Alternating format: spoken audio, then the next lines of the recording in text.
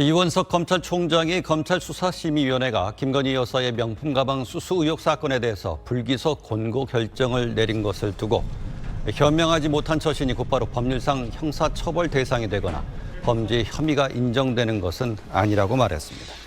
이 총장은 오늘 아침 출근길에 취재진과 만나 많은 고민을 했다며 국민의 기대에 미치지 않았다면 모두 검찰총장인 자신의 지혜가 부족한 탓이라고 했습니다. 수사심의위와 관련한 각종 논란에 대해서는 과정 전반의 독립성을 보장했다며 수사심의위 결정을 존중해 사건을 처리하겠다고 밝혔습니다. 어제 오후 2시부터 5시간가량 진행된 검찰 수사심의위원회. 위원회는 김건희 여사의 명품 가방 수수 사건과 관련해 불기소를 권고했습니다. 수심위는 김 여사가 최재형 목사에게 가방 등을 전달받은 청탁금지법 위반 혐의를 비롯해 알선수재와 변호사법 위반, 직권남용 등 6개 혐의에 대해 기소 여부를 논의했습니다. 수심위는 김 여사에 대한 기소를 요구하는 최재형 목사의 의견서와 무혐의를 주장한 검찰 수사팀, 김 여사 변호인 의견을 검토한 끝에 6개 혐의 모두에 대해 불기소 처분을 의결했다고 밝혔습니다. 이에 대해 4개월 가까이 수사를 진행한 뒤 무혐의 결정을 내렸던 서울중앙지검 수사팀은 수심위 결정을 참고해 최종적으로 사건을 처분할 예정이라고 밝혔습니다. 이번 수심위는 수사팀의 무혐의 결론 보고 뒤 이원석 검찰총장 직권으로 소집됐습니다.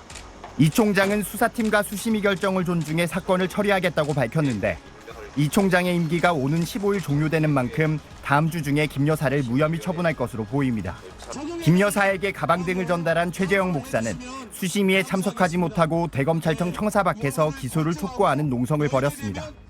수심위가 검찰 수사팀과 마찬가지로 김 여사에 대해 불기소를 의결했지만 최 목사는 수심위에 참석하지 못했고 김 여사 조사 방식을 놓고 검찰 내 갈등도 있었던 만큼 사건 처분 이후에도 논란은 계속될 걸로 보입니다.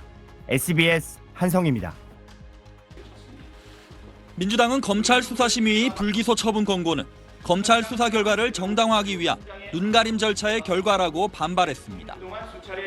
그러면서 국민은 김건희 여사에 대한 특검밖에 답이 없다고 판단했을 것이라며 특검법 추진에 속도를 내겠다고 밝혔습니다.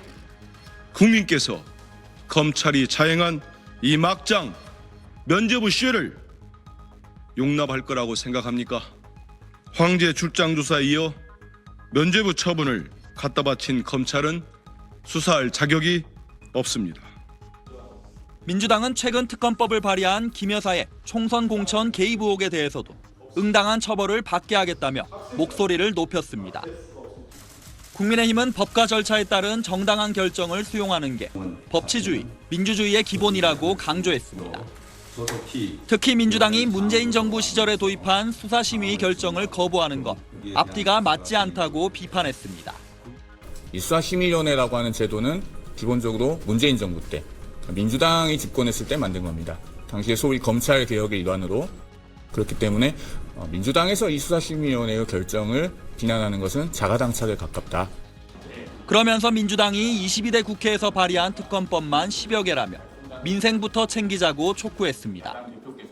수사심의 결정에 이어 검찰이 다음 주쯤 김 여사 사건을 최종 불기소 처분할 경우 9월 정기국회에서 김 여사 특검 공세에 나서는 야당과 이에 맞서는 여당의 힘겨루기는 더욱 치열해질 것으로 보입니다. SBS 정반석입니다.